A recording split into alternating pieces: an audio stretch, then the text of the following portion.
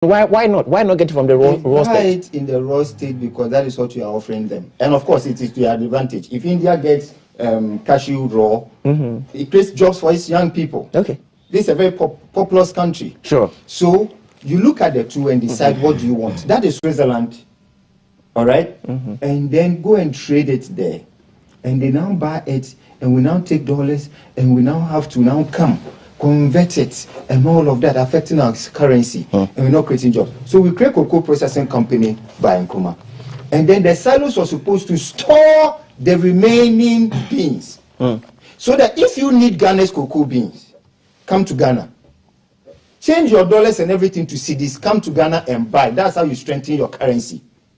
The silo is there. The cocoa is not there. It is occupied by reptiles. That's how backward we've gone. So the thing is that it is not rocket science.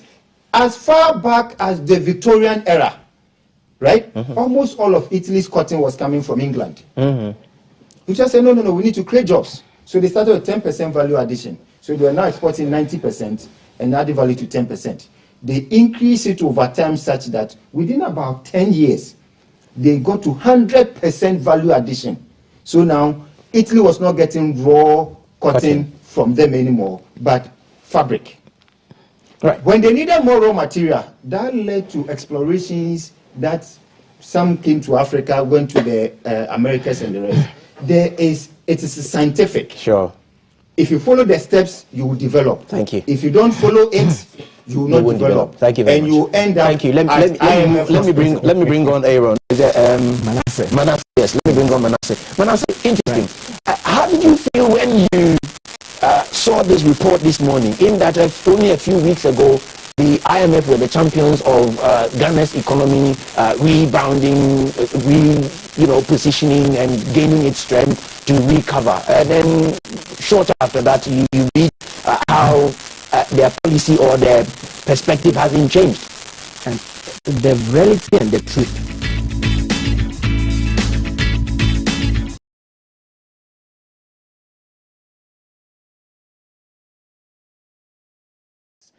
Aforetime, we had issues with even debt to GDP amongst others. But today, following from the domestic debt restructuring and even the external restructuring, where we even had some concessions, where we had some debt forgiveness and an extension of the payment period, that has given Ghana some kind of space. Okay. And so we are making some great progress. And again, government is also looking at ways of dealing with the chronic structural challenges of the Ghanaian economy, which has been the fact that over the period we are so import driven.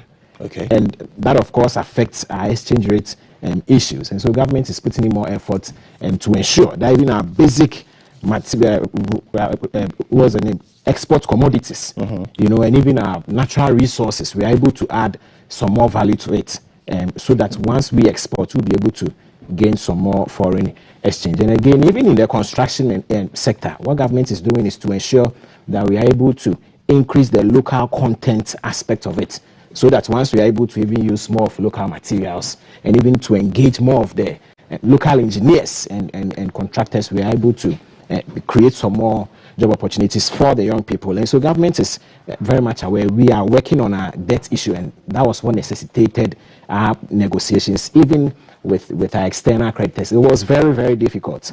But has it come to you as a surprise, given the position the IMF and the World Bank has taken, knowing very well that this is where they stand as far as our economy is concerned? It is still in a bad state. Yet, only a few weeks ago, they gave you all the accolades to make you feel you are flying, when in fact you are grounded.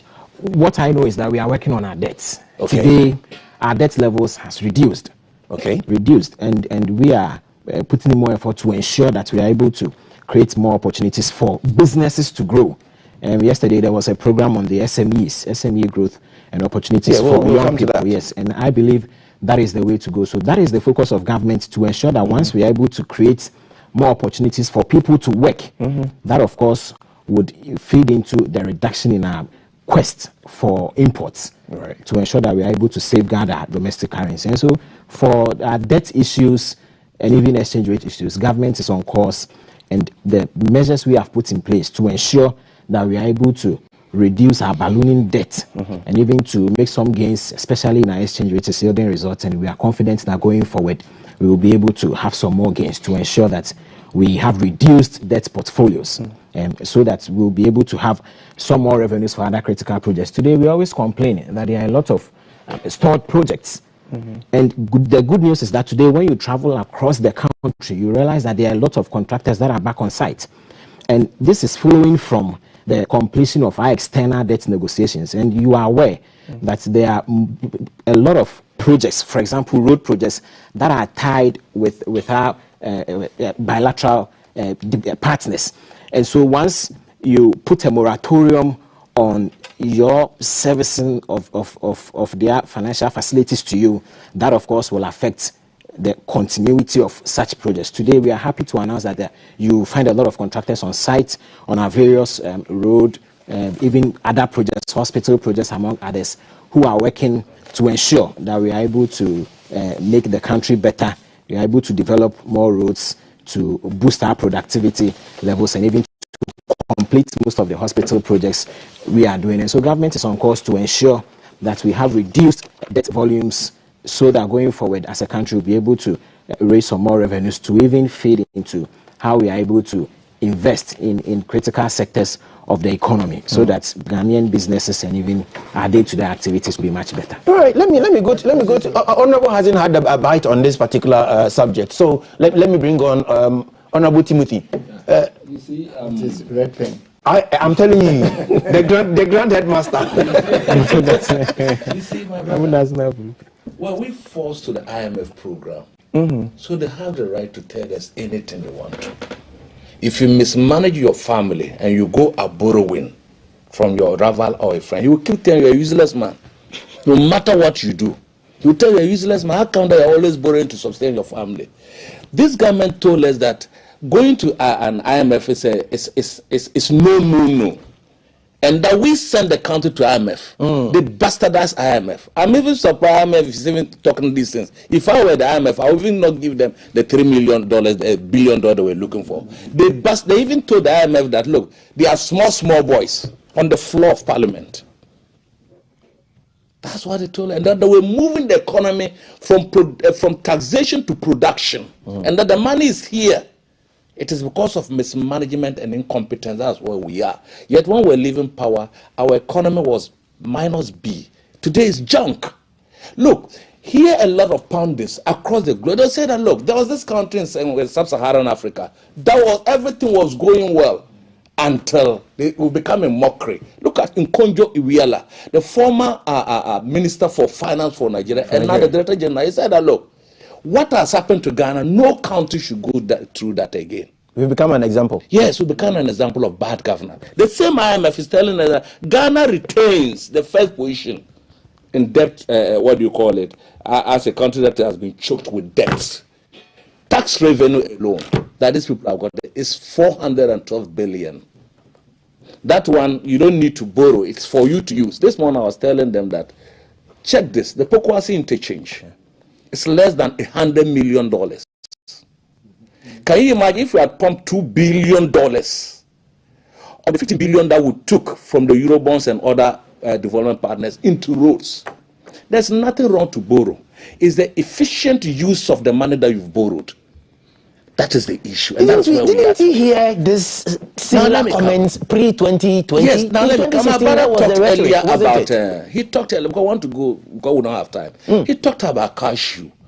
Even the report and the Ghana Export Promotion Council tells us that non-traditional export yielded this country last year $4 billion. Non-traditional, and they are projecting that the next 5 years, they are going to get $25 billion. The next 5 years. The question is this: non-traditional export is even where we don't put much effort, yet it's yielding us billions of dollars. How much more if we put all our energy and effort into non-traditional export? I guess that's why planting for food and jobs is a critical policy, isn't it?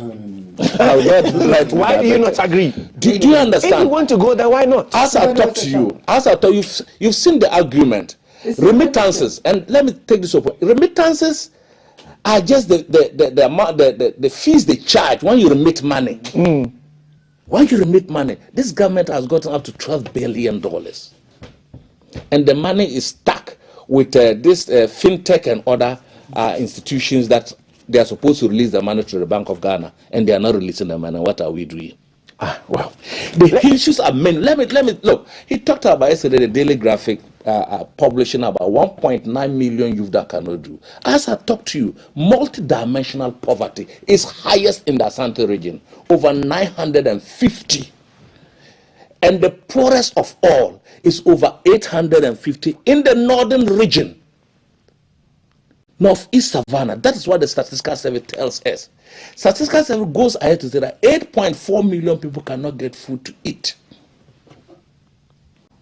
More than 1 million people don't have job. Put these statistics together. How do we arrest these cancerous issues that is bedeviling this country and so on? Are we when you look at the style of governance under this government, they should be the last people. In fact, there was every opportunity and goodwill for this country to have been moved much higher, not higher under this government, because they had so much. But belligerence and I know it all is where we are today. They will not accept even brilliant suggestions, especially when it's coming from the opposite side. They know it all. And yet, at the time this country was running into debt, we had been rated RD junk. Still, they were saying that it was good. They were telling that it was good. And that was only COVID and then Ukraine war. How do you run a government based on this? The reality, the statistics are there. Invest in projects that can pay themselves and create jobs and create revenue. If you don't do that, they can give you Bill Gates money or Elon Musk money, it will still go waste. Yes. We must reset this economy. That's what President John Dramani Mahama is saying, that he's going to reset the economy. Look at cocoa, it's a renewable resource, just like my brother was telling you. We've lost it. We've lost areas that we can easily harvest, the low-hanging fruits. Look at our ports. Businesses are going down. 40 taxes, nuisance taxes. John Dramani Mahama is saying that he's going to make sure that Ghana works again. Thank you. He's going to reset the various areas. On that note, let me move on to my next topic. The price of oil. Today, the price of oil is over. Courage wants to come back. But a quick one. My brother spoke about debt restructuring. The only thing it means is that we've postponed payment of our debt. That is it. That is all that it means. That instead of paying now, we've negotiated that we beg you. And something is being done to at least raise revenue to be able to pay in future. We shouldn't also, how do you call it, find fault with the IMF. When you go to the hospital, yes, the doctor may know the critical nature of your situation. But see, when he tells you in the future, you may die on the spot. So sometimes they massage your expectations. So the IMF is massaging us. You are at hospital. You are sick. Let me bring on Manasseh. Let me bring on Manasseh. Manasseh, there appears to be a certain move to at least provide a certain respite for our economy. And so yesterday, the president launched 8.2 billion CD SME program. Let me bring you. President Nana Addo Dankwa Akufo-Addo yesterday launched an SME growth and opportunity program which priorities targeted interventions that support the government's goal of creating SME champions that can take Ghanaian product and innovations global. Right. Is this a move to reset the economy, or is this an intervention in the short and medium term? In fact, when you look at the importance of SMEs for economic growth, it cannot be undermined. And when you look at the Ghanaian economy, about 92% of Ghana's economy is made up of SMEs, with about 85% in the manufacturing sector. And so because of the highly informal sector, highly informal nature of the Ghanaian economy, it is expedient on government to ensure we are able to put in place measures to scale up financing and technical support for these SMEs. Okay. And once we are able to do that, it would be able to create more opportunities for young people to work, to be able to ensure that we have most of the commodities, basic commodities we need being produced in the country. And that will, of course, reduce our import dependence. And so this is a very good move, and we are confident that from today, we'll be able to have some more young people, businesses growing, more production, more industrial activities even more construction activities to ensure that we have more work going on in the country. Okay. What's the ultimate goal in this launch? Is it intended to mobilize SMEs, and perhaps some training is given them in order to get them looking good or do well in their respective areas? So 2 areas. You see, most businesses are trapped with finances, and sometimes it's difficult for them to be able to even source for funding to be able to expand their businesses. And so what this program seeks to do, one is to ensure that we're able to raise some more financial support for SMEs to allow them grow and expand some more, and also to provide high-level technical training for them, so that as a businessman, once you undergo the rudiments of businesses, you'll be able to understand that there are challenges here and there. So should you be hit by some challenges, what's the way to go? And so we are confident that once we've been able to secure some funding for this, the local businesses will not suffer anymore. Right. We'll be able to provide them with funding, and there will be monitoring processes to ensure that it wouldn't be the case that Akosua Mensah says, oh, I want to, set up a business, this and this, I get funding, I even get a training, and it doesn't even happen. What government wants to do is to ensure that as many people as possible who have the desire to create their own businesses, even those who have businesses but they will need some kind of support one way or the other, this is the opportunity for them to ensure that they're able to get the technical support that they need to ensure that they're able to even get the market for whatever they are doing or producing, and most importantly to ensure that there is money for them, so that all these challenges will be allayed and they'll be able to keep up with their business to ensure growth of the economy. Once these SMEs grow, it will translate into higher growth perspective of the economy, and that of course will help to reduce all these incidences of our chronic import dependence that we always talk about. Let me bring on Courage. Courage, something is being done at least. Yeah. Shouldn't we be happy? Ordinarily we should. It is good that the government has launched this project to support the SME sector. It's a very critical sector. I mean, that is where real growth happens. So the SME sector is always a heartbeat for every economy, particularly one like Ghana's economy that is largely informal. The question is, how is the government roping them into the formal sector? What infrastructure is the government putting in place to ensure that all of these SMEs are aggregated onto a platform where they begin to function more formally, their bookkeeping, their records keepings and all of that, so that they can track growth and development and performance as a basis of these disbursements. Mind you, we are in an election year. Yeah. We saw similar things in 2020. We saw similar intervention in 2020.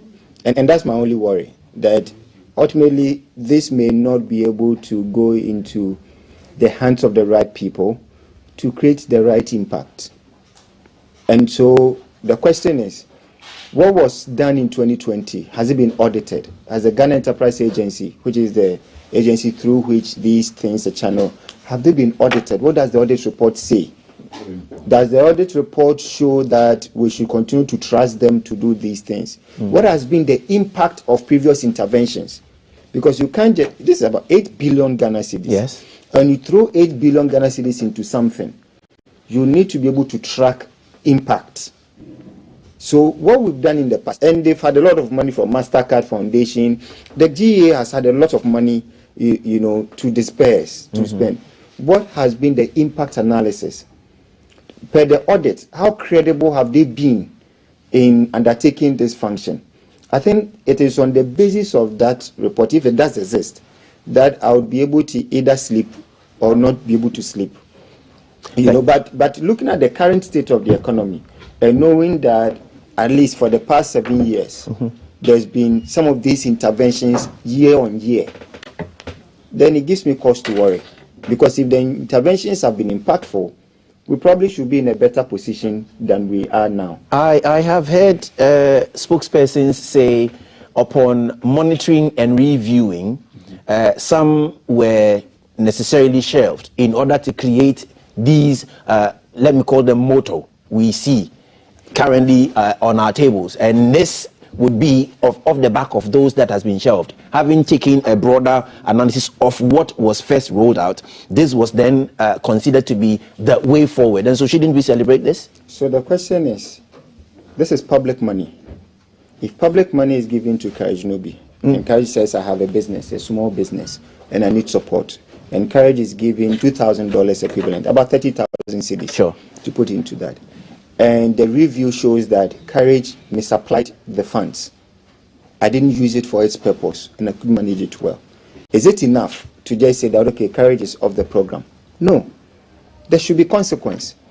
So who are those companies? Can we at least have them listed so that it would inform customers that these businesses don't operate prudently? Right. So that we don't even deal with them.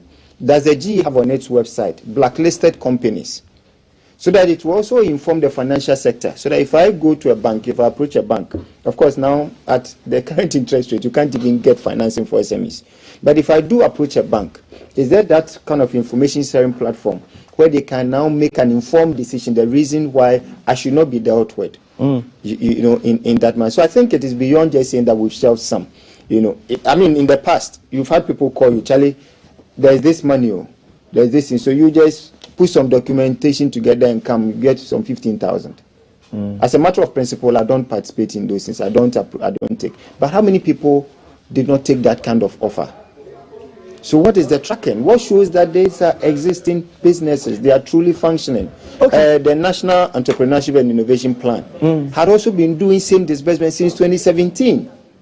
What has been the impact analysis?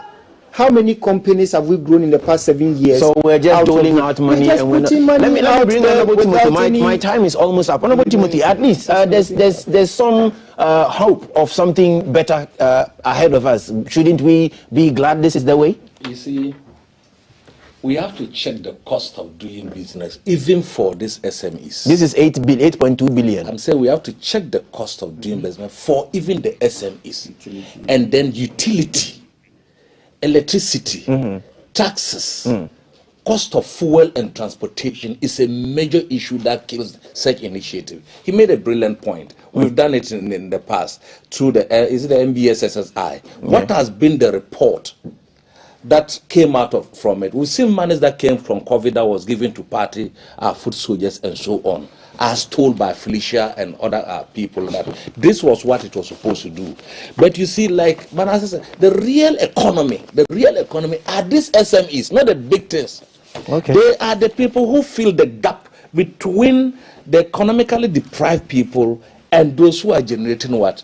Jobs and so on. What did the one district, one factory arrest? Did they arrest unemployment? The one village one that they did arrest, and if it was so, would have seen a lot of gardens and so on that we can even export some of these fruits and so on. In any case, if we don't tackle the fundamental issues of cost, that is bedeviling the SMEs, you can even pump in $1 trillion Ghana cedi, it will go back to the cost of doing business. It's not going to arrest that cancer that you are seeking to cure. At the end of the day, it will be a waste pipe, and for me, we should be able to tackle those things. Thank you very much. You have just heard Honorable Timothy Attabuade, I wouldn't term Attabuade, the former MP for Bilsa North, and also Courage Nobi, from the Movement for Change, and finally Manasseh Attabuahene, government spokesperson on the economy. My name is Darrell Alan Tego, and stay with us. There's more to come. This is GTV Breakfast. Thank you very much. The Breakfast Show.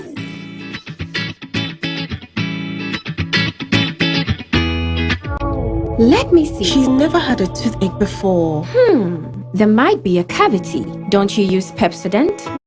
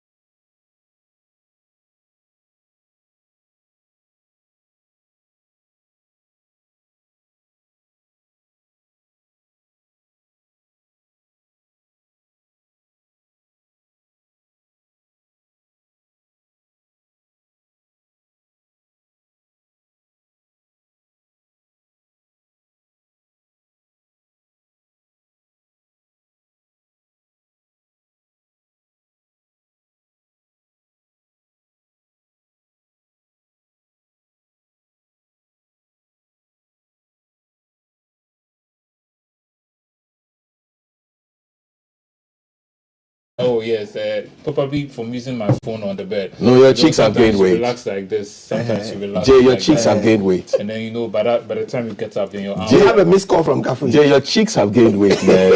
Your face is like precise football, man. It's not my bad cheeks. So it's not. At least. Yeah.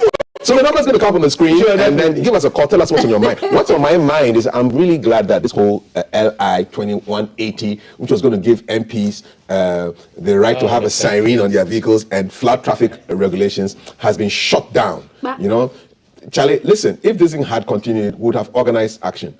We'd have all bought sirens. And on one particular day at 8 o'clock, we'll put our sirens on and we'll blow. We'll all blow the whole country. Yeah, we would have done that. I'm telling you, because it just didn't make sense. No, but you see, Kaf, one thing I found really very interesting is how our system setup, our democratic setup, does not necessarily allow for the people to recall their MP. No, seriously. In the UK, if you support a bill that's not in the interest of your people, your constituents will recall. You did another organized by election over your head. It's like being in the house and then you realize they are reading your resignation letter and you're like, wait, hold on. When did I write that? I didn't have anything to do with that. Well, so that for me, I'm happy. That's good. That's what's on my mind. It's good, and I think we're learning. Oh, we have Lombek on the phone. Lombek, you're calling from Ablekuma. Welcome to our family meeting. What's on your mind? Okay, good morning to you, special to Kafu Day. My name is Greenbird. Good morning, boss. Go ahead. Yes, what's on your mind? Tell us, what's on your mind? Yes, Alan, you promised coming to Ablekuma Kev. You know, I'm worried about the traffic issue there. My brother, my brother, I am angry. For you guys. You go, Ablekuma Kev. We assure you will, but please tell the municipal assembly to get rid of the rubbish they pile at the Kev on the pavement to allow pedestrians to use the pavement. That is why you need to come. You need to come now. I'm coming there tomorrow. Ablekuma Kev. All right. It's an eyesore, seriously. I drive there every morning and I get really very angry. Somebody is paid. And you see, again, I don't blame the traders. There's no provision for refuse dump. Yeah. So they just leave it on the pavement. They Kaf. Look, my brother Lombek, just send us a picture on WhatsApp. Send us a picture on WhatsApp. I'll show that to Kafu. Even this morning as I was driving there around 5 a.m., the rubbish is just there. On the pavement. Listen, on the pavement. There were times when dustbins were provided on some stretches. Sure. They were stolen. No, you see, dustbins are dustbins. But when you provide a rubbish skip, the big one, nobody can steal that. Except, you see, the problem is they built the road, the access networks, without considering refuse dumps. And you made provision for traders. And you know what our markets bring along? Rubbish. And so all of these were provided for, but nobody thought about the environment. Nobody thought about refuse dump. Nobody thought about getting rid of our waste. So Ablekuma Kev. We'll visit them. And another thing, a terrible mistake. I don't know if it's the road contractor or something. It used to be a trotro stop. Okay. When they built the road, they didn't move them on. So the trotro drives right under the traffic light. It stops to pick up passengers. And the police come to control. Come on, police here, Ablekuma Kev. It cannot be a bus stop. When you're going to Mahia, Oduma, and you are going to Boko Boko, Charlie. There's a place called Boko Boko. Okay, let's take Anderson from Boko Boko. Let me take Anderson. Welcome to the family meeting. How are you? This is Reverend Anderson from Lekma Hospital. Thank you. Okay. I think the most important thing on the table today is the juice. It's the juice that company always shows to us. The juice on your table. The juice on the table. Juice. Whoa. Where are the other collections? They're there. I think that's the most important. Bring them. For now. This is prior 1 year 2. Thank you very much. Good. Thank you. Thank you very much. Thank you so much. He just wants to talk about He just wants us to talk about the Jews. Yeah. And Kaf, I was hoping to be in the Pra region at some point this afternoon. But that's all things going well. Maybe I shall bring us the latest version of the pra. Because since when you show it to someone, then they tell you that when was this fetched. So if you bring a fresh one, it will be good. Kaf. Yeah. Let me tell you something very interesting, and I'm sure it would hit. And by the way, Cheddar, aka Nana Kwame Bediako, vows to detain 100,000 Chinese nationals until Galamsey damaged lands are fixed. He says he will detain them and use them to work to fix the lands. Wow. That's one of his proposals to deal with Galamsey. You get the UN coming after Ghana. So that's his plan. You get the UN coming after Ghana. Yeah. UN coming after Ghana. Okay. Is that legal? He said he will put hundreds of thousands of Chinese nationals to work, and you arrest them. Is that legal? But polluting our waters, is that legal? Exactly. Well, if you arrest them within the provision of the law, then fine. But you can't put them to work. Well, no. It's not allowed. You can arrest them, but you can't put them to work. Well, yeah. That's his plan. To somebody who has been to another arrest, I'm happy. That's on my mind. Oh, It's going to stay on my mind. The pedophile who was arrested. Exactly the point I was going to raise. Yes. How did you feel when you heard that man? I will not call it bragging, but he was. He said, let me express myself. He was more like he's found God, so he's expressing his confession. Whereas he do it in secret, he was doing it already. How did you feel about it? He came to a 14-year-old girl, had sex with her, she finished secondary school. The audacity to even, explain the processes from here to here. I mean, it's not even nice. But the fact that, what this brings to fore is when you have the power of the media and you have the chance to speak to people. I mean, it can be a bit empowering when you know everybody's watching you. Doesn't mean you should say everything. Think before you speak. Well, we are glad he made a confession because he's now behind bars. Imagine. Yes, yeah. Assisting the police with their investigation. Yeah, so big kudos to Ghana police. I was somehow hit in the groin when I read Sarkodie's reaction that this man on our street is a threat. Yeah. Despite his confession, Sarkodie feels he's a threat. A man has confessed. Must we go on and, speak fear into his presence on our streets? Jay? But I was reading some of the comments, and then some people were saying it's a prevailing issue we don't speak about, in the sense that back in the day, in our traditions. Let me get Ernest on the phone. Okay. Ernest, good morning. Welcome to our family meeting. What's on your mind? Good morning, and good morning to all your crew. Thank you. One thing in my mind this morning is I want to find out if government planting for food and jobs is still in existence. I'm just asking because I wrote an official letter to the Ministry of Food and Agriculture seeking for an assistance. I completed university and I needed to go into agric. And they wrote back to me under the department, of course, telling me they are sorry. The department is not willing to give an assistance to graduates who are willing to go into agric. So I just want to find out, Kafui, yes, sir. Please can you assist me to find out if it's still in existence or the government has cancelled its flagship policy? Okay, thank you for that question. If you go to today's to the graphic, there's a piece on the 8th July edition. It was broadcast or published on graphiconline.com, 8th July 2024. Is the Planting for Food and Jobs program still alive? Paul Kofi Finn. So there's a question somebody's also asking there.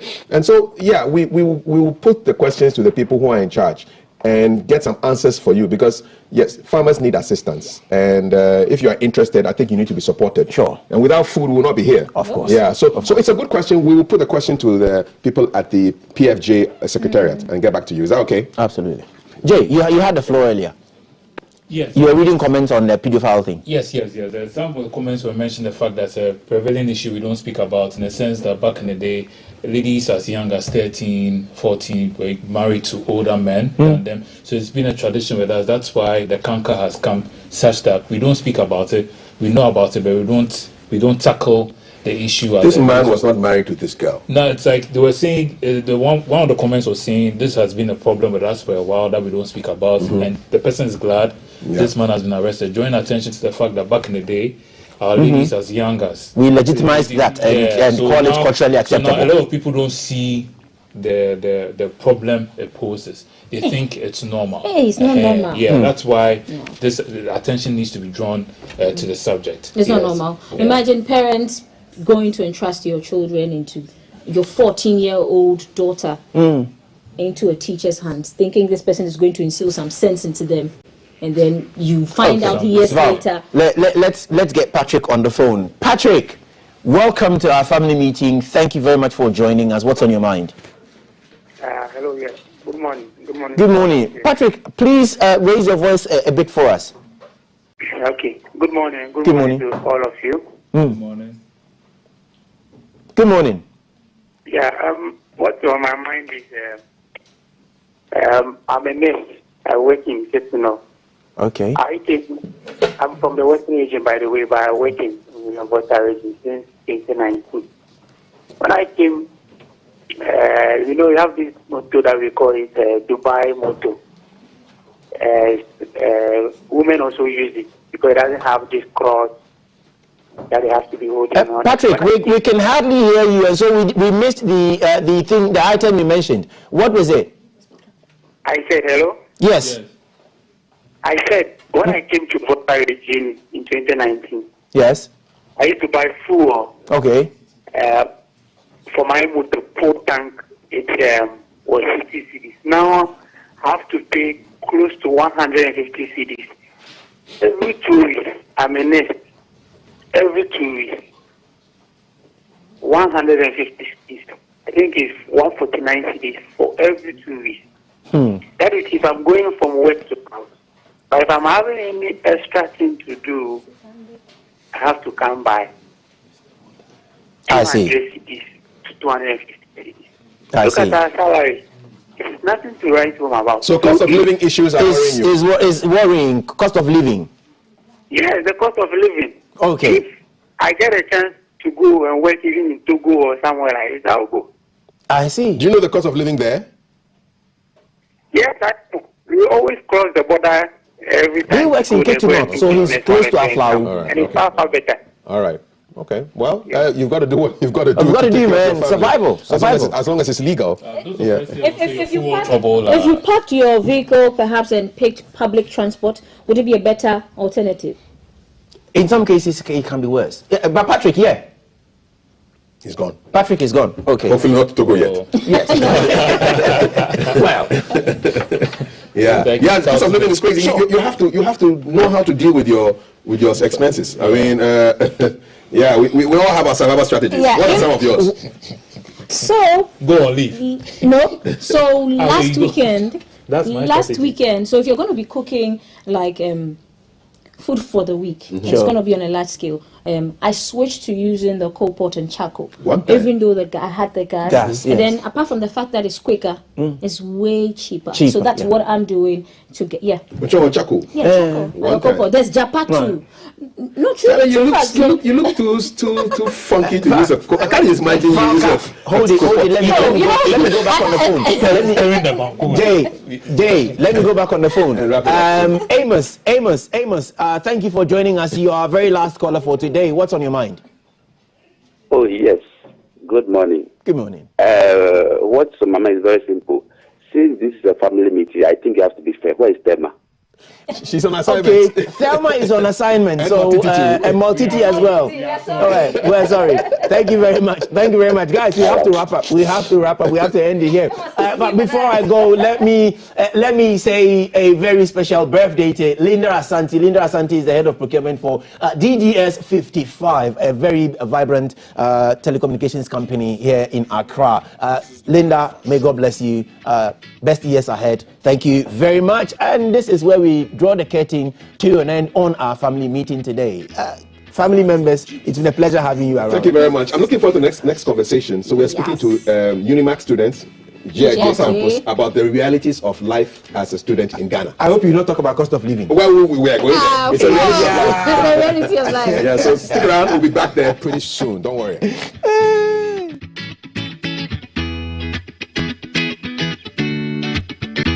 Live from GBC Studio One, this is The Breakfast Show.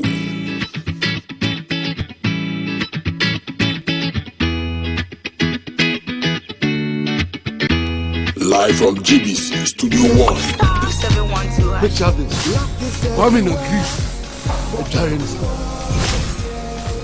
Yeah, and now you were back in Greece. To say why you fit a millionaire. Yes, the luckiest at Roma. To say about from Massa Echeman. Yeah. Now check.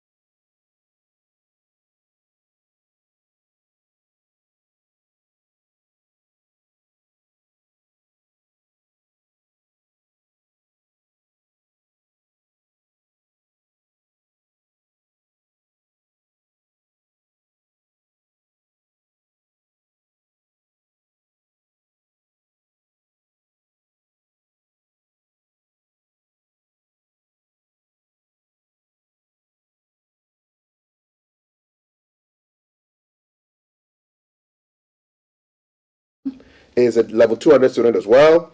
And then Jerry is a level 200 student. And from Jerry, we are going to Rahana, who is a level 200 student.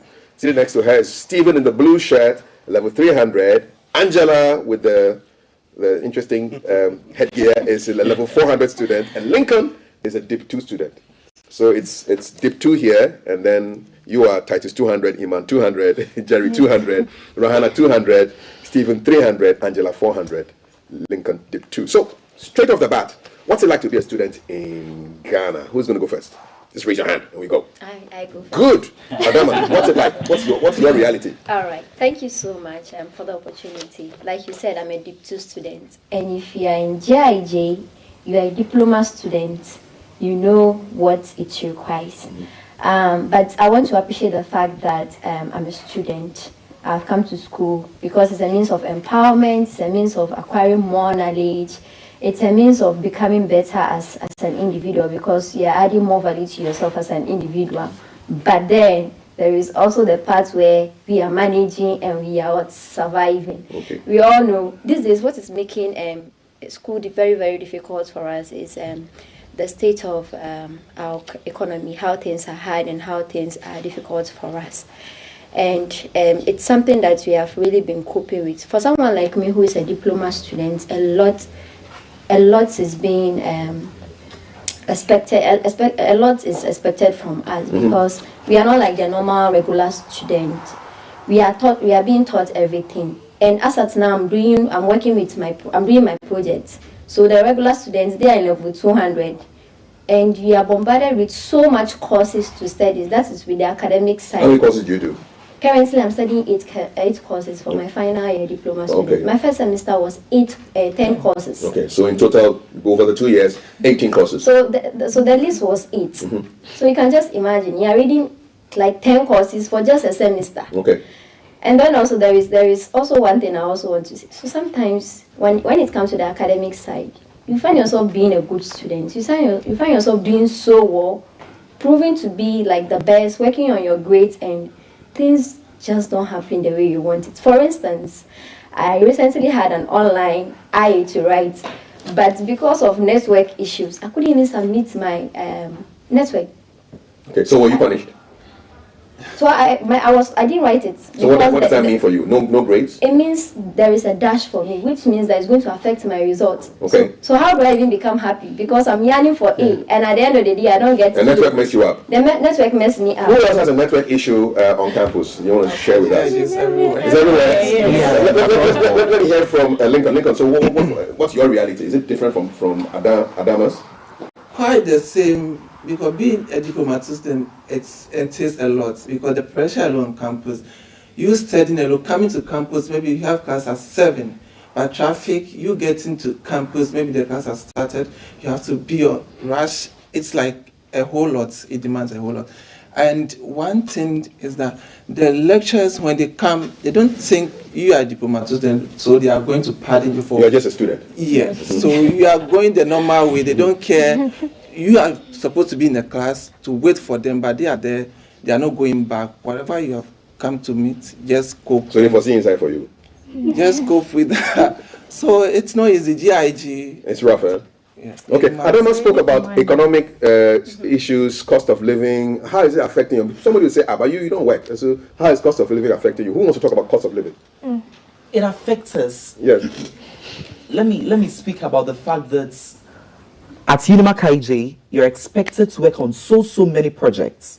Let's say I'm working on digital photojournalism, and the lecturer says, go and do a magazine.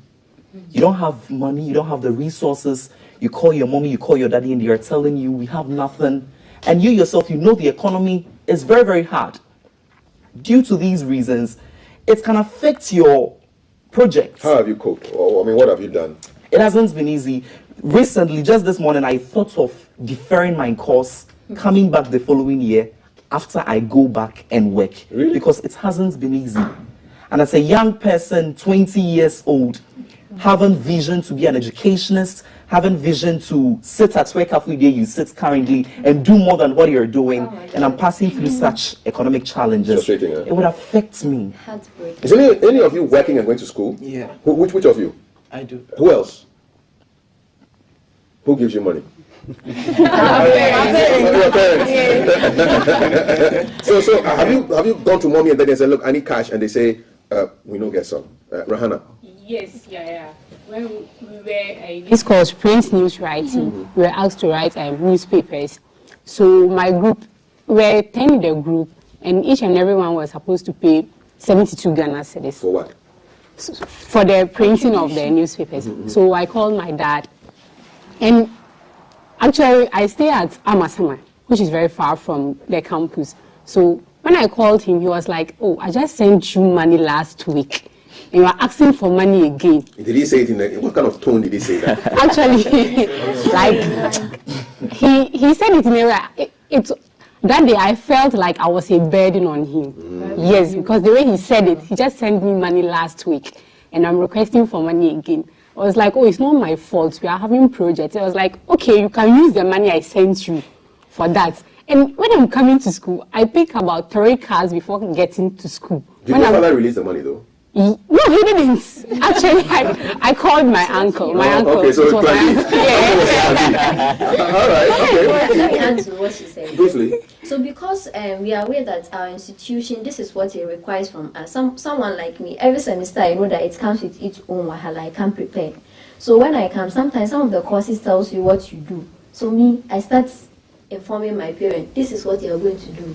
And me, my parents prefer that they are already aware of what it is, so that they don't like last minute. Yeah, no parent likes last minute surprises. That is one way of managing it. And then we also do our best to sacrifice, do 1 or 2 things, and then we are good to go. Stephen, okay, but let me bring in Iman first. Iman? In relation to what she said. Yes. So I also sometimes add because for instance next semester we'll be in level 3 and the first semester we'll be doing POCOM, political communication, and then I know that we'll be contributing a lot. So I've already suggested to just maybe I'll tell my dad we'll be paying like 700 cedis. That's me, like assuming. Then I'll add it to the fees. Then I'll just give it to him direct. So when he gives me the fees to pay, then I'll just take off that part and then pay the fees and keep the rest. When it's time, then I go and pay. So maybe for instance when we resume and they say it's 900 cedis or something, I'll just tell him I need 200 cedis to add to the fees we pay. So you kind of project ahead of what you may be paying, yes, and then you just add a small top up to it. Sure. Jerry, what will be your strategy? Well, I ask my dad, sometimes he doesn't have, but he's the only one I can rely on, you see. So just have to ask ahead of time. Sometimes if it's not ahead of time, he'll tell you that, okay, I need some time, so can you give me a week or 2? And at that point, if I need it, maybe in 3 days I have to borrow from somewhere or from other source or from a friend. So you did owe? Are you guys owing? It's a loan. It means you pay back. Yeah. So you borrow and you.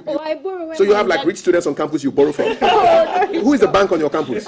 You can mention the bank. Bank of what? Bank of Kojo. Bank of Ama. One second. Yes. I mean my friends, people that. DBs. The DBs, eh? Yeah. The DBs are the best. Oh, okay. So when they give me, when my dad gives me the money, and then I pay back. Yeah. Okay. Stephen, how about you? What are your coping strategies to deal with the cost of living? I think mine is no different from theirs.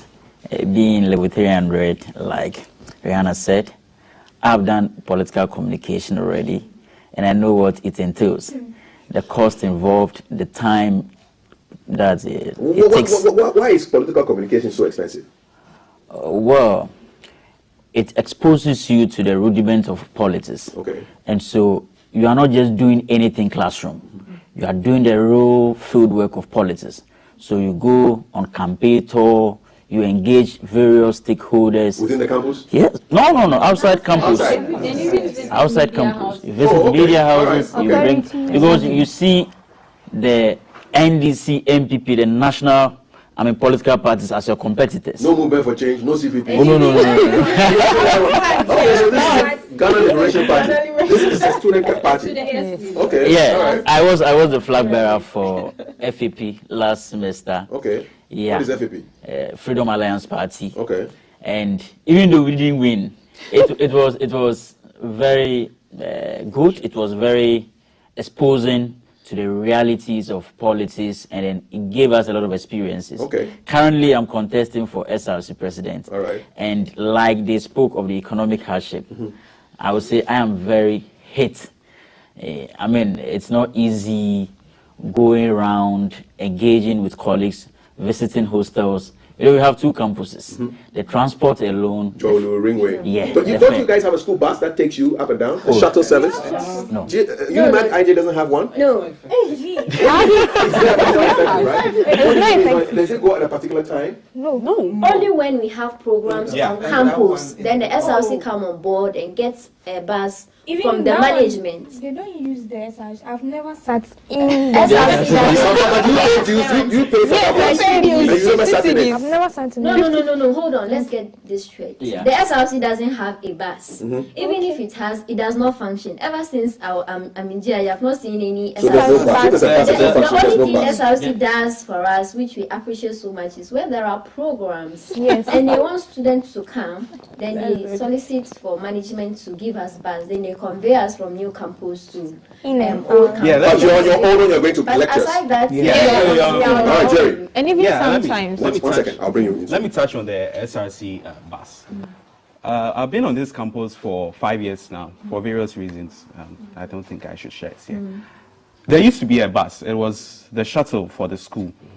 And in the mornings, it will wait at Circle, then take the students from Circle to the campus, which was Ringway campus here, was also campus here. And after class, it has time. So at 3, at 5, then at 7, then it takes the student from Circle. Yeah, it's like a system. Yeah, like a system. What But along the way, I don't know what happened. I left the school, so I came back this September. I don't know what happened. The bus had problems. When I asked around, they said the bus had problems. And they didn't solve these problems. They had issues. They had to do a little bit of repairs. So bottom line, there's no bus now. There's no. It's there, but it's not functioning. Would you like the bus? Show by hand if you would like to have the bus come back. Okay. And you love the bus. Angela, I wanted to make a point before we jump in. Sometimes you study here and then you go back to new campus to write. New campus is Jolu. Yes, please, Okay. to write exam. So supposing if you don't have much on you, what are you going to do? Are you going to sit down not to write the exam? You can't say. So you have to move. You have to move. So how do you move? How do you beg for lifts or what? What is this about? You walk from Ringway to Jolu?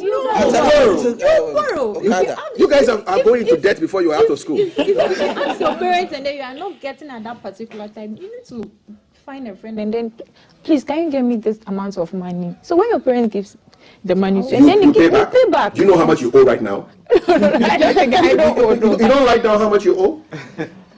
Well, we keep it in our head. How much do you owe? Oh, me, I don't owe anybody. I don't owe anybody. We've come out of it. You come out of it. We've settled our debt, so. You come out of it. I'm working. You work. He's the only person who works. No, I work too. You work. What do you do? I host events. I'm an MC. I do voiceovers. Okay. Yes, and I do poetry as well. Fantastic. And then you charge money for that. Please. What do you do? Hospitality worker. Okay, so you work in a hotel or a guest house? Restaurant. A restaurant. Okay, all right. And it helps you with paying your fees? Yeah. Okay. Who else would like to work if they had opportunity? Well, for me, I also do side hustles. This once Yeah, I in want a to know. while. What is it? You do your sometimes Ushering? I do ushering. That's Yeah, what I do to exactly, survive. ushering. Okay. When there are programs, you go and I work with an NGO called Action Aid Can. I'm a volunteer. Good. So sometimes they give you stipends, and once in a while someone do show for you. So that is how you have been surviving. Yeah. All right. Who else has side hustles to survive? Who else? You don't need to strictly rely on IMF, daddy and mommy. Jerry, how about you? Jerry, how about you? I'll come to you. I don't have any side hustle, but I'm a volunteer at the school's Radio GIG. Okay.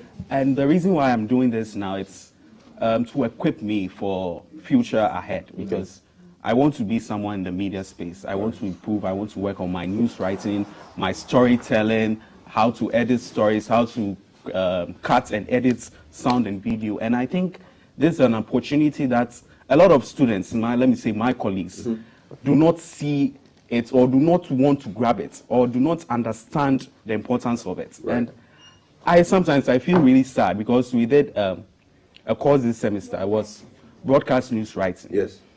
And if you look at some of the news stories they wrote for level 200 students, I think they could have done better. And if they had allowed themselves to be taught by people who knew better, people when they came for this production, they were saying the place is so starved and this and this and that. And if they were able to allow themselves to be taught, they would have done way better. Okay. Who else does a side hustle to survive? Okay, so Rana.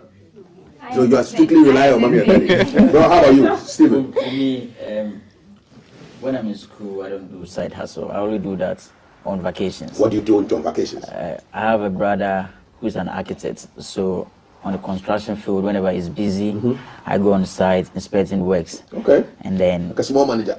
Get some more. Yeah, man. Okay, he's working. Yeah. And he pays you something? Oh yeah, he pays me something. Awesome. Angela, how about you? Okay, so I handle someone's website, publishing Good. of stories. All right. But I've hold on with it because I'm in my final year. By the way, paying you small.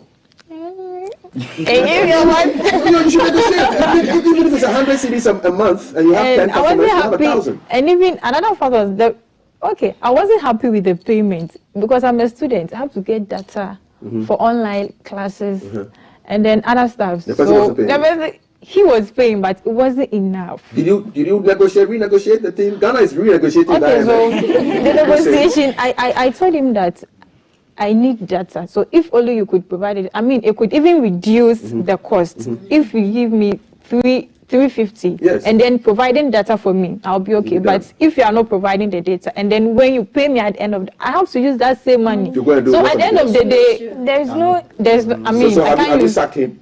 Or you're still working there? Oh, no. You've left? I've informed him that right now we should hold on with it. So when I'm done with it.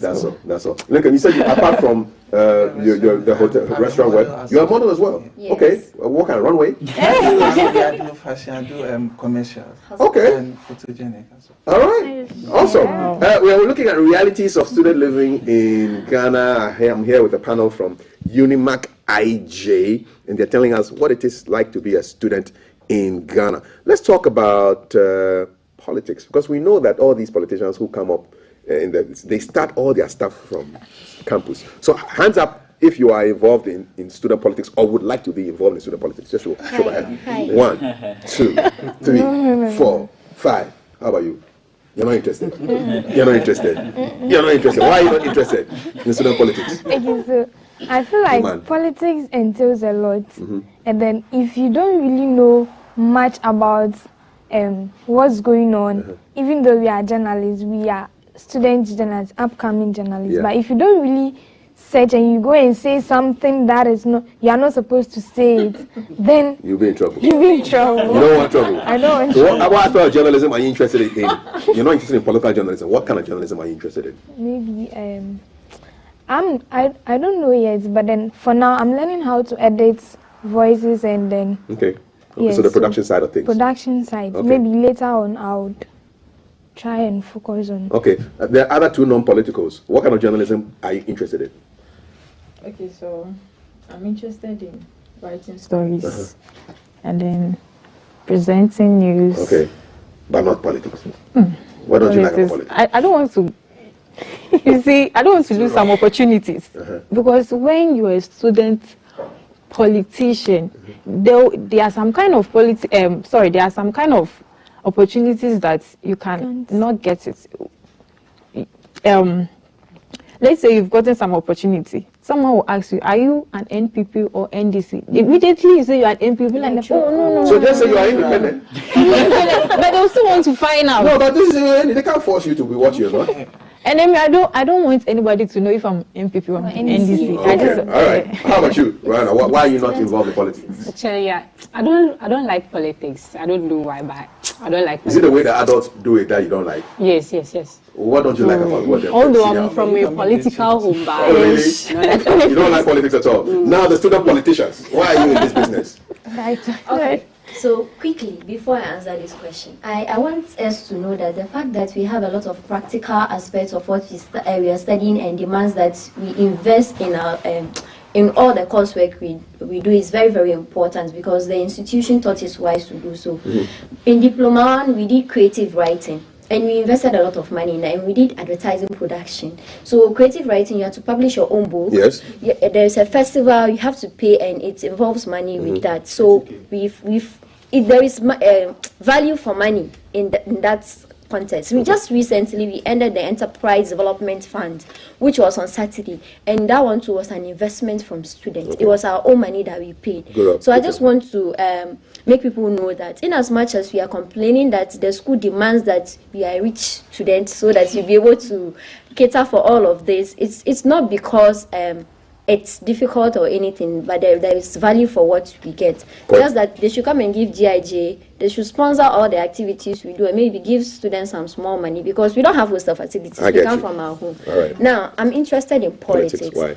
In as much as we as journalists are supposed to be neutral.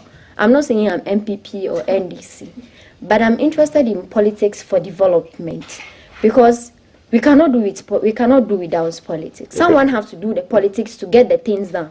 Someone has to come out with policies. Someone has to get the things implemented. So, like it or not, if you think you don't want to do politics, there will be a day that you'll be pricked and you politics will do you. Politics will do you. All right. Why are you interested in politics? Okay, so to me, way back primary JHS and SHS, I was main boys prefect, and that helped me a lot because it exposed me to a lot of opportunities and personalities. Assuming there's a program, they ask of you, the prefect, or to represent. Or maybe if there are no teachers on campus, you have to stand in. So in one way or the other, it boosts me. It helps me to speak in public. It gives me the confidence to know the ways and means, or let me say, the pros and cons. Pros and cons, know the issues. About the politics and how to campaign when the time is due and how to carry yourself as an individual. Okay, Titus, why do you like politics, man? First of all, let me commend the current SRC president. We were talking about economic challenges, and I know one of her policy that they have some committee paying fees or helping, endowment fund. Yes, they are paying fees for some students facing financial constraints. And yes, it's a nice policy. I commend her for that. I love politics because currently, in an environment we find ourselves, if you don't have a political godfather, if you don't have somebody you know that in the future when you need something, you can go to the person, you will suffer. For real? Exactly. So do you have a godfather? I have some. Some? Not even one? I have some. I have a lot. Because Kathy, one will not have. Most of our politicians are taking us for granted. They are taking us for a ride. If you don't know someone, you will find yourself somewhere in need of something and you will not get it. So even my sisters and brothers, some are saying they are not into politics. You should know someone. They know this. You should know someone. So I love politics and I'm into politics because one, I want to use politics to make positive impacts in the society. Right on. And two, use these positive impacts to make development. Okay.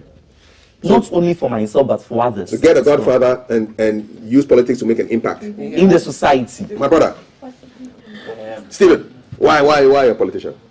Well, like my brothers have touched on. Because you are running for SSU. Yeah, I'm running for SSU president. You know, we can't pretend. That is the reality. You need to look out for what you can do to make an impact in the lives of people. Right. Like my brother Lincoln touched on, I was privileged to be the head prefect in business school. Okay. I Just joined, like him. Yeah. Okay.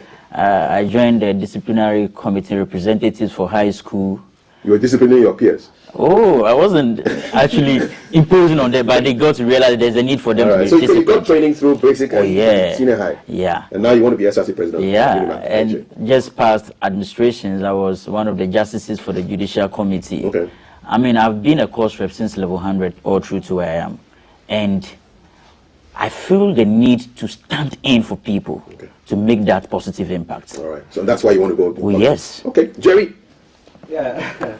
Unlike my colleagues here, I wasn't really into the prefectship. But when I got to SHS, I was given a position that was House Prefect. I didn't like the position. I didn't want it. And because of that, my house suffered. A lot of things weren't done. So after I left the school, after I came to GIG, I realized that my actions weren't the best. I realized that people in power have to leave a mark. You see, you have been given that opportunity to lead a group of people. You have been given that opportunity to change the lives of people. And if you don't do your job, a lot of people will suffer. And in some cases, you will also suffer. And I think, my brothers here have already said it, politics is a tool for impact. But sadly in this country, a lot of our politicians aren't doing their jobs. How many of you agree that in Ghana, the politicians are not doing their jobs? What annoys you most about Ghanaian politics? What annoys you most about Ghanaian politics? The most annoying part is like when they want their power, they come to you, a lot of promises. We will do this, we will do that, we will do this. But immediately you give them this power, you run away. Hey. Like they have deceived you, right? Oh. Let me bring Iman and I'll bring you in. Iman. They say things they know they won't do it. But then because when they say it, they will get the power. So that they just use it to, I don't know if it's in the form of manipulation. They are manipulating us, right? Manipulating our Saying minds. things that. Can I respond? She wanted to say something briefly. Okay. Or yeah, you go first. Yeah. So regarding the policies they are talking about, I think it's high time that as citizens we need to weigh the feasibility of the policies that politicians preach to us. I'm glad you said that because when you say that, I think about Kenya. When I say Kenya, what do you guys think? What do you want to say about Kenya? So you see, in Africa currently, if you want to look at a country that is doing very well with their way of politics, then it's Kenya. Honestly speaking, you feel that, eh? what I wanted to say earlier was that, you know, we have politics and we have politics. Let's put aside the politics side and then know that we are going for a position to do something. Let's avoid the lies. Just come because you want to do it, nothing else, and let's make it work. Honestly, Kenya, young people, their voices are being heard. Like you, their parliament is on fire. If you honestly speaking, you've heard of the Gen Zs. Look at, they have come to identify what the strength of their youth in the country, and they are trying to find means and ways of possible to become to make the country a comfortable place for each and every person. Why can't we do that in Ghana? I'm bouncing off that. Why can't Ghana do what the Kenyans do? Would you want Ghana to do what the Kenyans did? Even more. I think, why not? You say even more. You say why not? Why not? I think let's just say it. We are timid in this country. We are timid? Yeah. We are timid. We like the situation. We like the current situation. Maybe it's not the best, but because we don't want to aggravate the situation, we don't want a conflict. So, I'm sorry to use the local. No, don't apologize. If you know, make it go, make them chop the money. I be where we do in this country, and let's just keep the peace. That is what they normally do, and I think it has really affected us. And the politicians know this; they have realized this, and they are taking advantage of this to exploit us to the very core. Who else believes that? Are you comfortable with a Kenya happening in Ghana, Angela? Talking to the non-politicians now. Angela. What do you think of the Kenya thing? You were following it? Not really, but I think it would have been better if they protested their finance bill. There was a bill that came in that was going to raise prices of all kinds of things, bread and all kinds. And they protested the finance bill and got it withdrawn. And now they are going even further. They actually asking for the resignation of the president. So I think we having the same thing here in Ghana. I mean, it would have been better. You're not a politician, but you would like a Kenyan to have Angela. Is that it? I mean, to make life comfortable for. Rihanna wants to say something. Actually, I would have liked it, but without the work.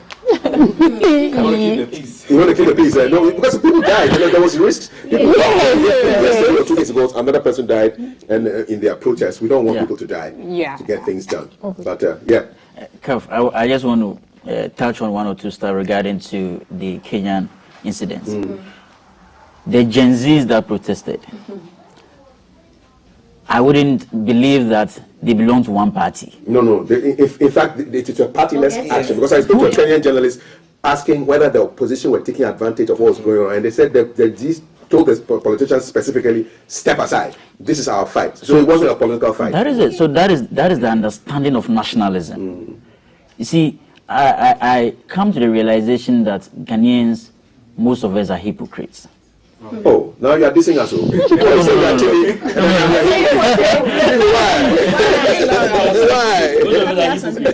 Okay, the reason that, you see, none of any commodity has a partisan identity on the market. Bread is just bread. Bread is bread. When you are going, you're not going to buy with MPP or NDC card.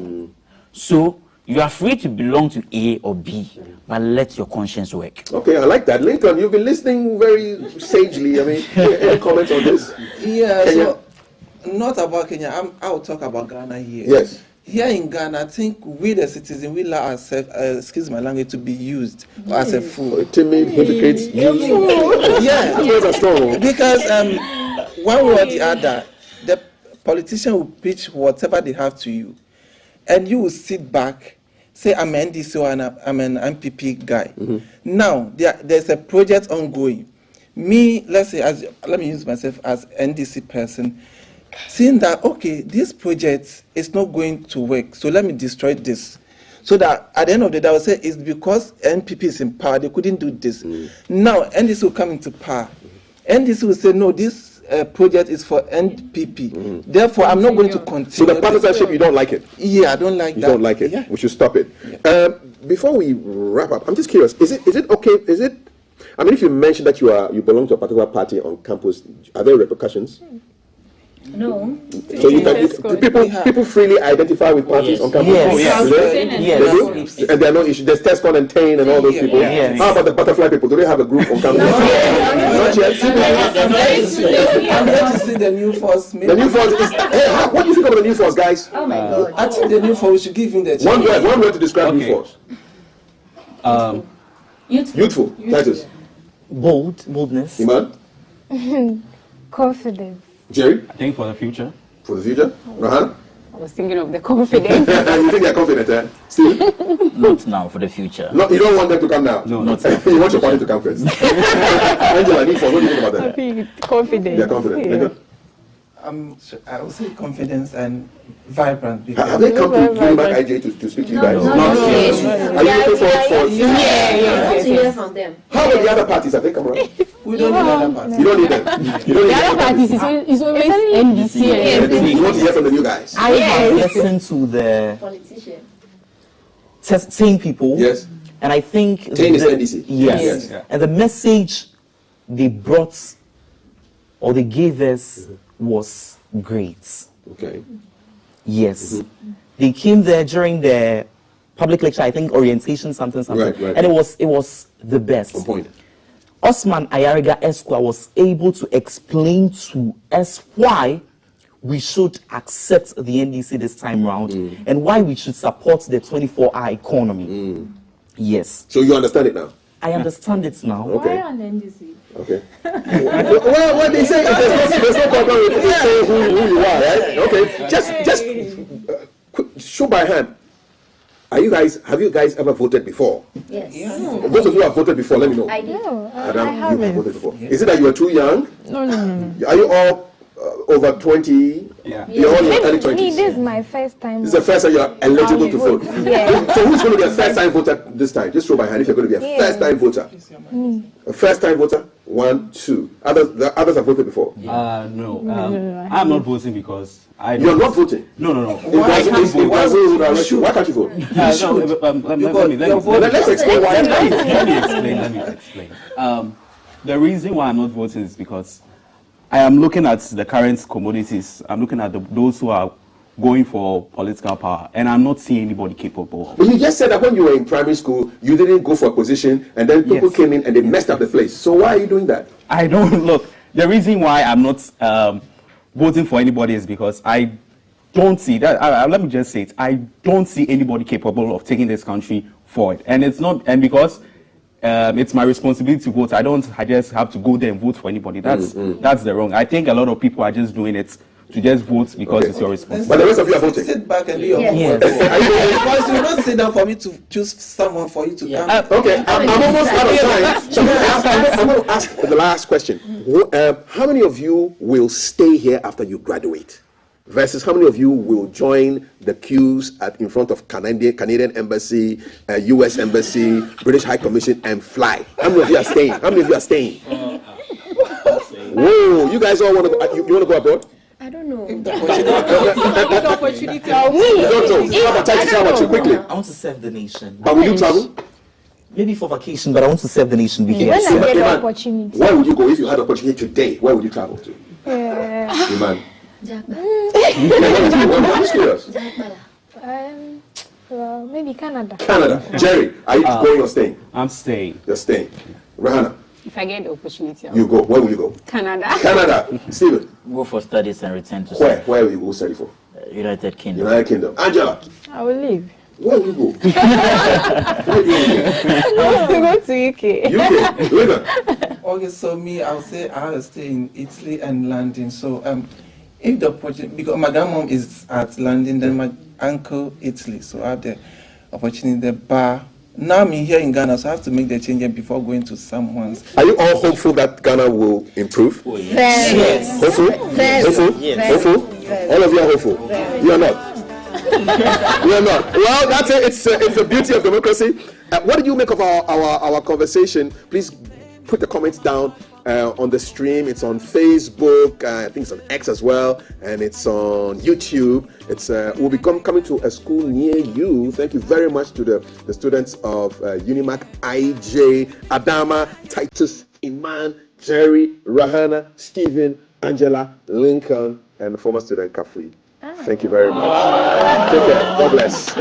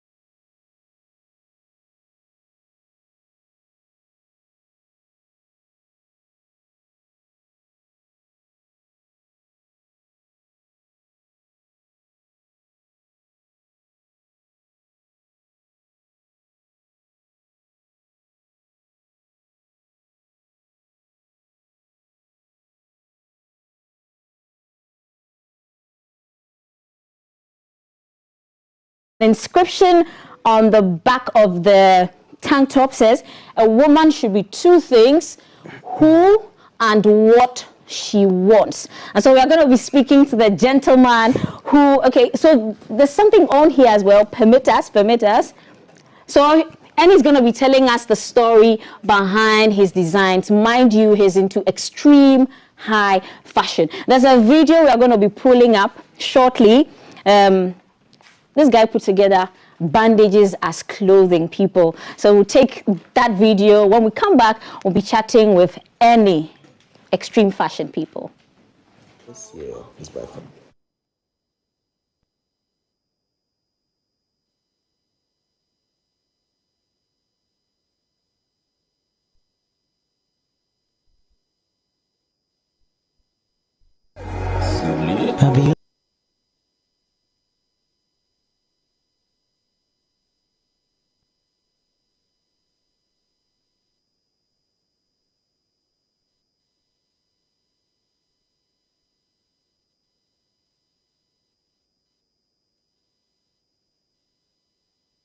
This year is by far the hardest fabric I've worked with. Long story short, these were used as props for a video shoot, and they were going to dispose of them anyways, which would have been bad for the environment to see.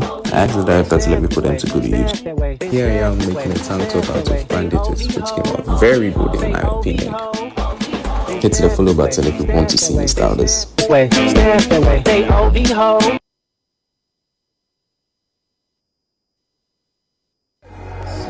Have you sneaky link? I don't, but I want more of you. Things where you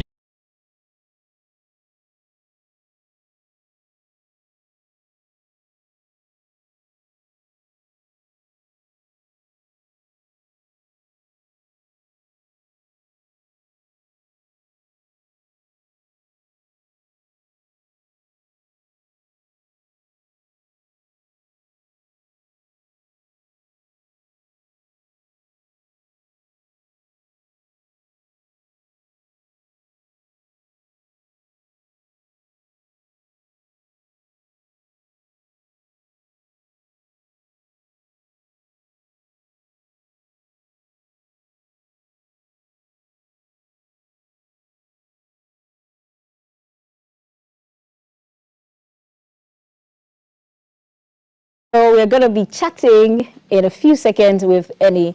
Welcome to the studio. Thank you for having me. Pleasure. As I saw the video we showed earlier. Yeah. Why did you decide to put bandages together? Why that choice? Well, you have to speak up. Oh, I have to speak up. Sorry. Yes.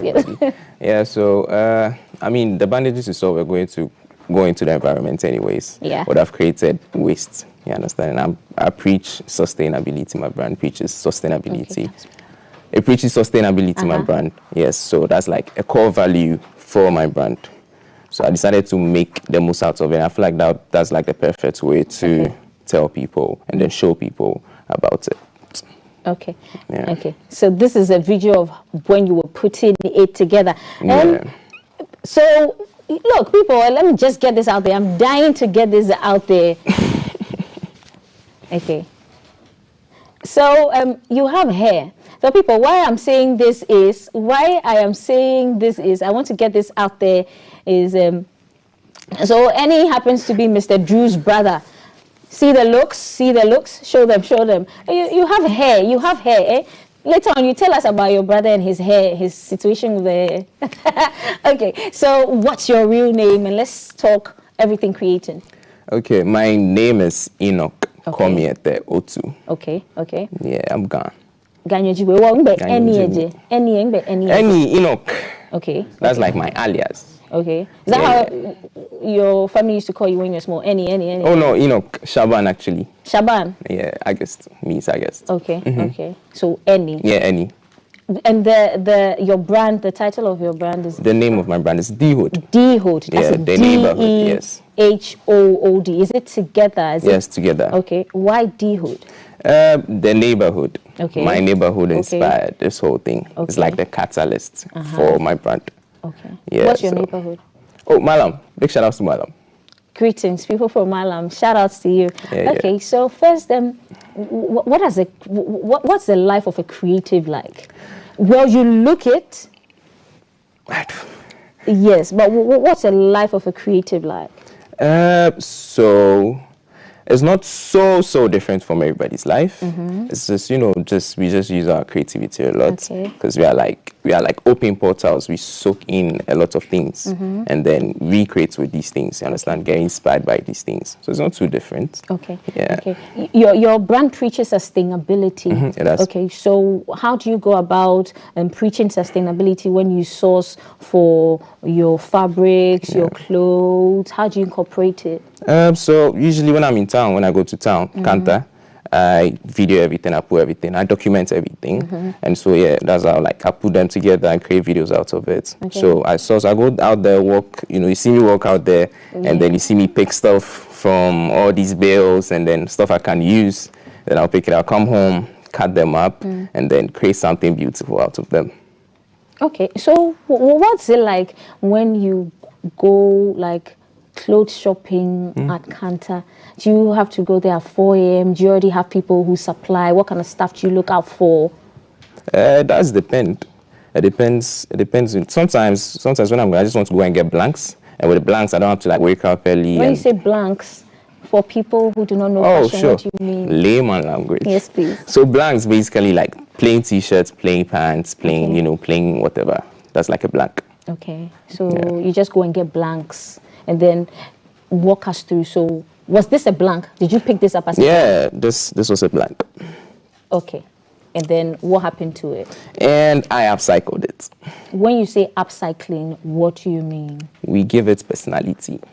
Okay. I mean, blank is very boring. Okay, so can you stand, please? Oh, sure. Why not? Yes. Okay, so you picked this and it was plain black. Yeah, very plain black. Okay, so... And old too. Yes. So when you say upscaling and giving it life and a meaning and telling a story, for instance, what story does this tell? So this tells my story. Okay. My phase of life I am in right now. Okay. Introspection. Okay. Yeah, so like self-examination. Yeah.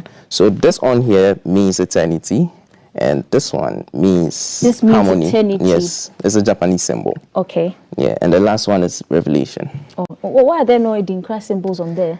We'll come to that. Okay. We'll come to that. But this is like stuff that inspire me. Understand? These are like my personal interests. Okay. For someone that's like telling their personal, like their story, they are finding themselves. And so I decided to incorporate all these things. Okay. And for the tops you are wearing, there's two. Oh yeah, there's two layering. You understand? This is Chrome Hats. I thrifted this as well. Okay. And this is from my brand. Okay. D Hood. D Hood. Okay. I hear there's a pop-up coming up. Yeah, there's a pop-up coming up. In August. Before we talk the pop-up, as a creative person, I know you're into styling as well. So who do you style? Who gets to be your clientele? So styling is not like my major. Okay. You understand? It's like a side thing. It comes with being a creative. It's something I can do, so I just want to explore it. Okay. So first, I've done Kelvin Boy. Great. Yeah, I've done Medical. Oh, great. I've done Mr. Drew. I've done Kofi Molly. Okay. I gifted him something. Okay. Okay, great. So tell me, so how does this work in fashion? Do you follow a certain trend? Say maybe from this month to this month, there are these colors that are in vogue, or there's this style that's in vogue. How does it work for you fashion people? I mean, it's always good to keep up to trends. But then, yeah, I do dwell on trends sometimes, but then I make it my own. Yeah, I feel like that's like the best way to go about stuff. Make it your own. Even if it goes out of trend, you've made it your own. You understand? So it's not really going to be based on trend like that. I mean, it's your own thing now. Okay. Yeah. Okay. And then I hear you also like you're creative when it comes to for photographs for people when they want to. How does that work to? Yeah, that's where my creative director stuff comes in. Okay. Yeah, so I direct to myself. So yeah, it's not really an issue for me like that. Okay, but then what does it mean? Like, what does it mean? Yeah. So I have an idea for a shoot. So there's say this pants. It has a lot of rough cuts and stuff there. So I'm like, okay, what will work best for this? What will project this more? Sorry. So I'll find like a background that kind of matches with blends in with the pants. Okay. So that decision makes your taste. Yeah. Yes, how you think. Yeah, that's what it is. Okay. I'm curious. How do you think we are doing when it comes to fashion as a country? I see high fashion and all these wide leg pants. I see it everywhere. Where are we when it comes to fashion? Are we with the standards? Are we up there? We are getting there.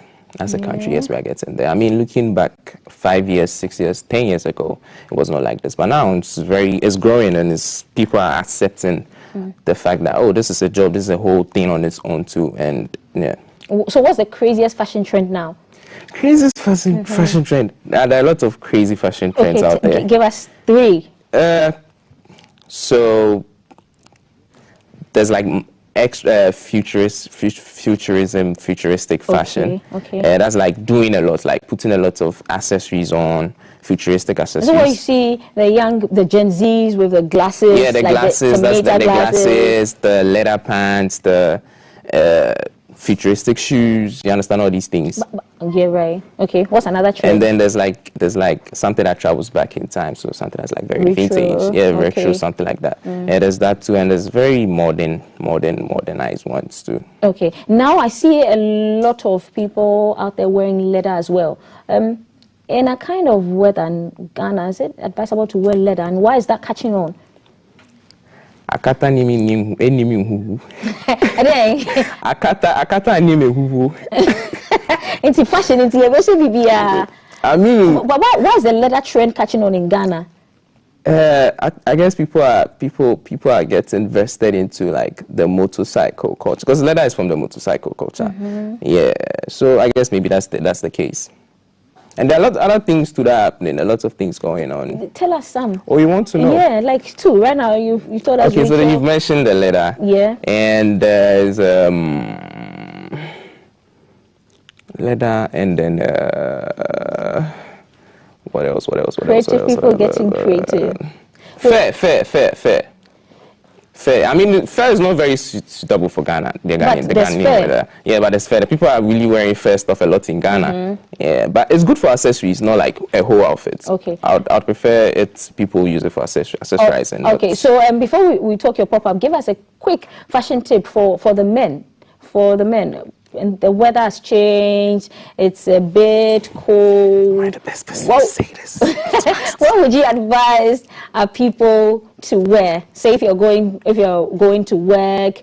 Okay. Give fashion tips for our men, please. All right. So if you're going to work, it's going to be a sunny day. You move around a lot. You wear something that's like comfortable on the foot. Okay. You understand?